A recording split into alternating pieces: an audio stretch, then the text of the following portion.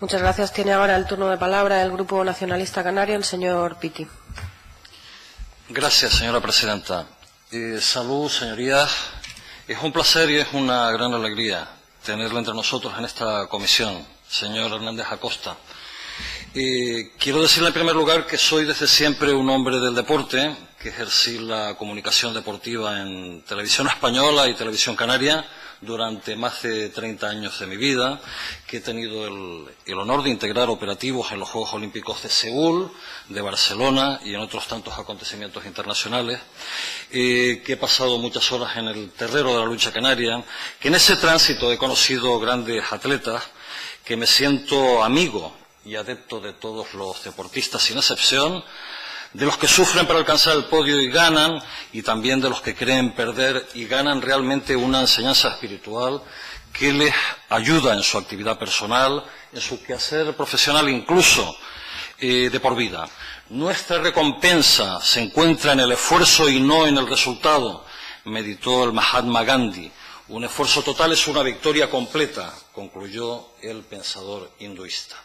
Quiero que sepa, señor Hernández, que en nuestro grupo parlamentario, en el Grupo Parlamentario Nacionalista, en el Gobierno, sentimos una gran devoción por los deportistas y especial fascinación por deportistas como ustedes, que no solo enfrentan la dureza de la competición, sino que además rivalizan con sus propias circunstancias.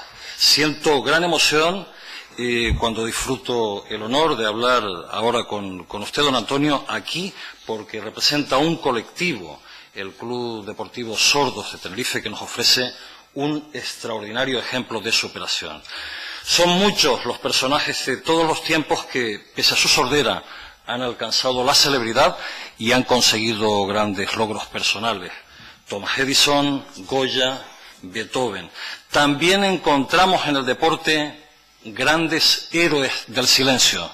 El primer jugador sordo de la NBA, Lane Sarrett, en los Cavaliers de Cleveland, y el atleta Terence Parkin, que obtuvo medalla de plata en los 200 metros braza de natación en los Juegos Olímpicos de Sydney. Y, como ha citado usted, Miha Supan, del Club Olimpia Eslovenia, que disputó la Euroliga de baloncesto. En nuestro grupo parlamentario, en el Grupo Parlamentario Nacionalista y en el Gobierno, somos conscientes de las dificultades que sufren ustedes para acudir a las competiciones de élite, por lo que la Consejería de Turismo, Cultura y Deportes reserva ayuda a los proyectos deportivos de colectivos de atención especial y por lo que además hemos puesto en marcha un plan para el deporte adaptado. Nos consta además que tienen ustedes una reunión habitual con el director general de Deportes, José Francisco Pérez, el que recibe la debida atención y el debido cariño. Pero está claro que debemos mejorar sus condiciones y al margen de estas vías debemos buscar apoyos en el futuro Plan Integral de Atención a la Discapacidad y en la propia Ley Canaria del Deporte, como usted ha sugerido y ha sugerido muy bien. Termino. El docente de Psiquiatría y Economía, Joe Reiman, uno de los grandes pioneros del neuromarketing, escribió: lo que aprendí es que esos atletas, los deportistas adaptados, no son discapacitados, son supercapacitados. Esos son ustedes, supercapacitados, y por eso hoy en esta comisión le expreso en nombre de nuestro grupo, don Antonio, nuestro cariño y nuestro respeto. Muchas gracias, señor diputado. Pues tiene ahora el turno de palabra el compareciente para contestar a todas las preguntas que le han producido.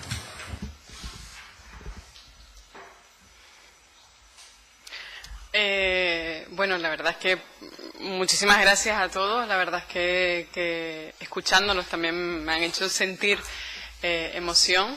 Y quizás la última intervención ha sido muy emotiva porque conoce mucho el deporte en Canarias, también el Grupo Socialista, todos los grupos en general. Quiero ser breve y hablarles un poco de mi experiencia de superación. Estamos hablando, es como si fuera, yo siempre lo comparo con una película de guerra, de guerra pacífico. No sé si conocen la película. El guerrero pacífico, perdón. Pues es exactamente igual. Yo lo veo como mi vida desde que nací y de todos los hechos que recuerdo.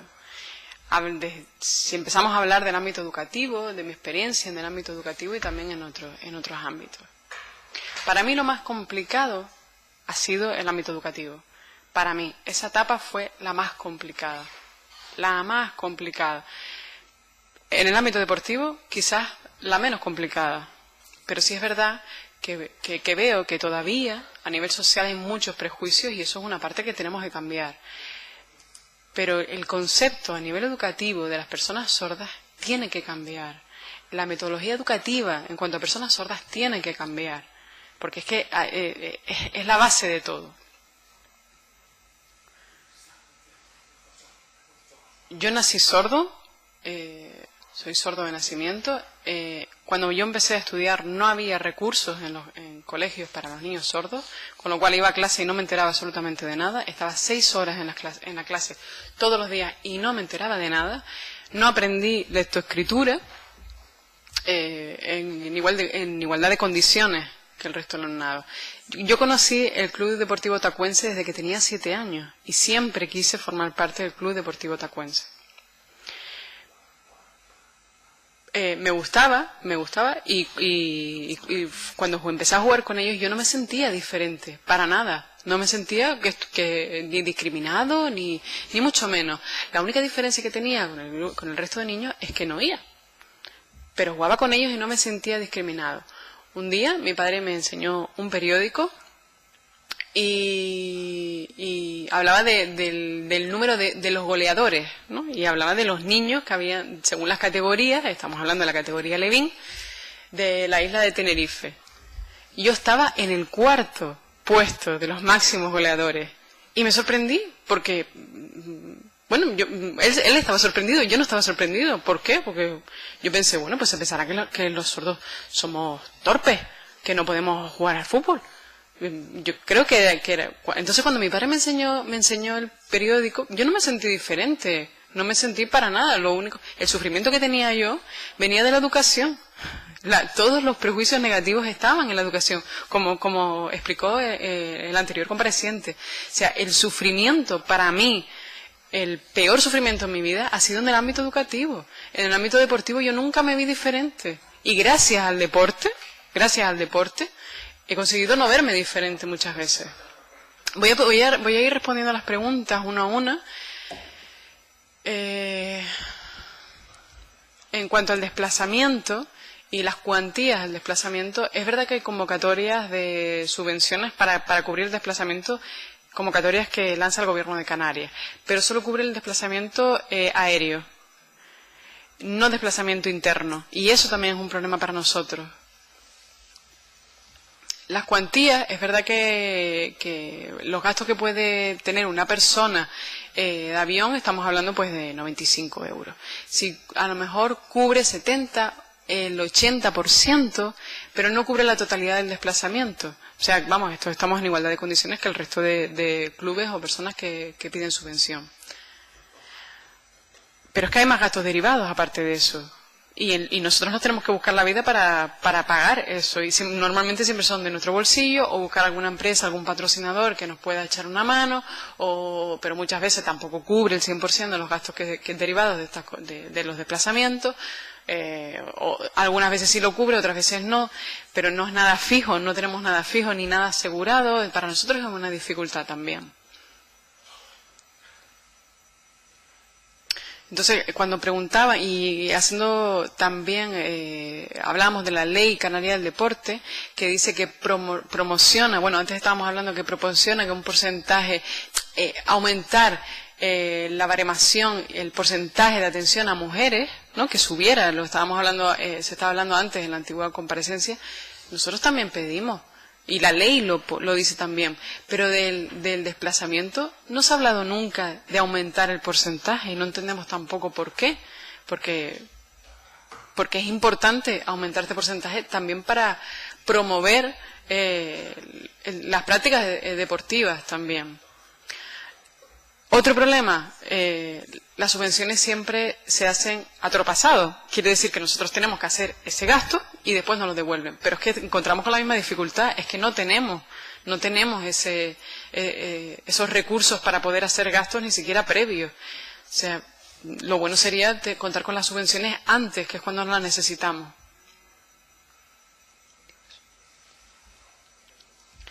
La pregunta del grupo que me hiciste, a ver si te entendí bien, hablabas de presentar proyectos a las federaciones. No entendí a qué te refieres, a qué federaciones. No entendí bien a qué te quieres referir. ¿Me puedes explicar un poquito?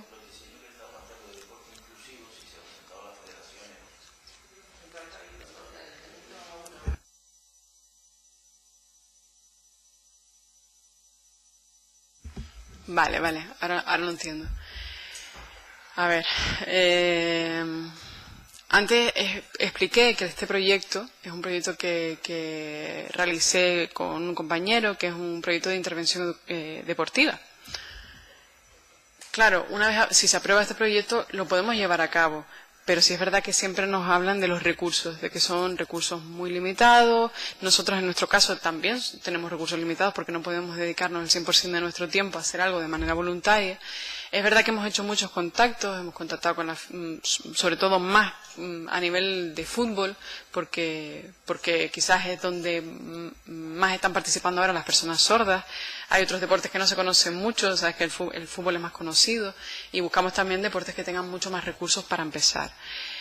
Pero es verdad que es mucho trabajo, eso lleva mucho trabajo detrás y no tenemos recursos. Sabemos que hay federaciones, pero el problema es que si no podemos ni siquiera llevar a cabo el proyecto, desarrollarlo para dar el primer paso, el primer paso para nosotros va a ser el tacuense. Si esto lo conseguimos, yo creo que va a ser mucho más fácil después, poniéndolo como ejemplo de que se puede llevar a cabo el deporte inclusivo, va a ser mucho más fácil que otros clubes tomen ejemplo y no hace falta ir a reuniones, no hace falta explicar, porque ya tenemos ese ejemplo y con el ejemplo es suficiente.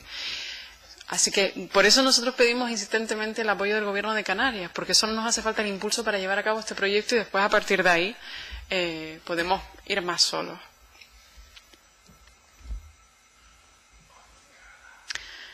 Es verdad que la Consejería de Deportes, de momento no hemos contactado, pero sí es verdad que sí hemos contactado con el Director General de Deportes del Gobierno de Canarias. Ya hemos llevado a cabo reuniones con esta dirección y sí ha reconocido que quiere hacer algo, que quiere hacer algo y que hay que pensar la manera de llevarlo a cabo. También tiene una idea él y quiere realizarla, pero es hacer un proyecto, ver cómo se puede hacer un proyecto para que las personas con discapacidad, hablando de discapacidad en general, las personas que no se queden en su casa, que salgan a practicar deporte, que puedan estar integrados también.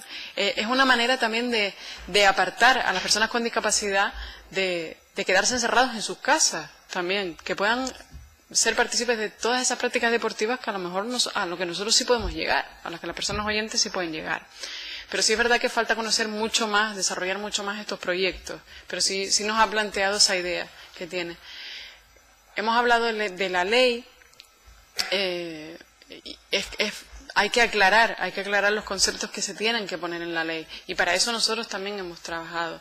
Es importante reunirse con los grupos parlamentarios, que nosotros ya lo hemos hecho, reunirse con los representantes de las personas con discapacidad y estudiar todas las investigaciones que se han llevado a cabo para el deporte inclusivo, con la Federación Española de Deportes, para sordos, recoger todos esos conceptos, recoger todas esas ideas para poder integrarlo de manera efectiva en una ley canaria para deportes.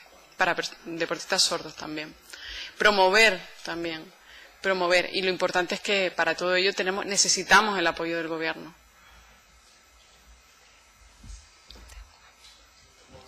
Es que hay muchas cosas y la verdad es que no quiero alargarme mucho, voy a intentar responderlo todo a la vez. Y si me falta algo porque no lo he apuntado, pues que me lo recuerden. En el deporte para sordos, si hablamos de competiciones, de fútbol, por ejemplo, como hablaba, si yo juego, a mí no se nota que estoy jugando, y es un deporte, se puede hacer un deporte inclusivo. Pero sí es verdad que hace falta adaptaciones a nivel de arbitraje. Y no quiere decir que todos los árbitros aprendan lengua de signos. No quiere decir para nada eso. Hay que hacer unas adaptaciones que son mínimas y hay que saber cómo hacer esas adaptaciones. Justo ayer me reuní con la comisión de arbitraje de aquí de Tenerife. Tuvimos una reunión. Y fue 2 horas, estuvimos hablando de cómo hacer esas adaptaciones, de cómo implementar a nivel técnico ese tipo de adaptaciones. Ellos nunca habían tenido una reunión con un club de personas sordas, con lo cual no sabían cómo se podía hacer.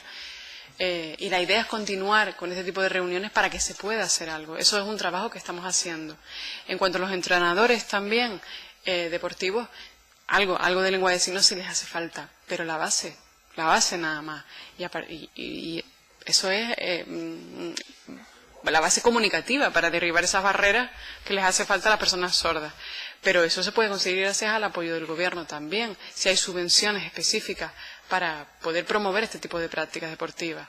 Entonces, lo que necesitamos nosotros básicamente es apoyo, nada más. Lo que nos falta son subvenciones para poder llevar adelante el equipo, el tacuense, y llevar adelante también todo este tipo de iniciativas. Hay empresas privadas, hay patrocinadores, si es verdad, y también está la Federación de Fútbol de Tenerife, que también podemos contar con su apoyo. Estamos buscando la manera de colaborar con ellos, pero aún así faltan apoyos. Sería interesante contactar con la Dirección General de Deporte, el Gobierno de Canarias, porque ellos son sabedores de este tema, de nuestro proyecto, pero tenemos que valorar cómo hacerlo, valorar cómo podemos solucionar todas estas lagunas que tenemos en cuanto a financiación. No sé si he contestado a todos, espero que sí.